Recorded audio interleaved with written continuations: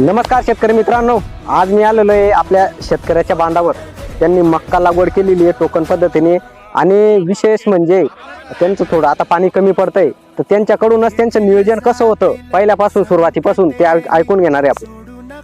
नमस्कार मित्रांनो, मी प्रदीप चौधरी राहणार सोयगाव, तालुका सोयगाव, जिल्हा छत्रपती संभाजीनगर. मित्रांनो, मी लावली आहे वाण काही सांगणार नाही आहे, फक्त हे आपल्या लागवडीसाठी डिपेंड असतं. ही मक्का मी लावली आहे, ही लावली मी 29 नोव्हेंबरला. त्यामध्ये मी या मक्काला स्टार्टिंग लावताना मी ट्रॅक्टरद्वारे न लावता मी टोकन दर लावलेली आहे. त्यानंतर ही बसली कमीत कमी 2.5 थैली, 2 ते 2.5 थैली बसलेली आहे. लावतानाच मी तिला खत टाकलं होतं 26 ह्या 2 एकरला फक्त मी 2 बॅग टाकले आहेत. त्यानंतर मी एक फवारणी केली आहे, त्या फवारणीत मी झिंक वापरलं आहे. अशा मी 2 फवारण्या केल्या आहे. त्यानंतर पहिलं खत झालं, पहिला डोस, दुसरा डोस मी 013 आणि पोटॅश घेतलं आहे.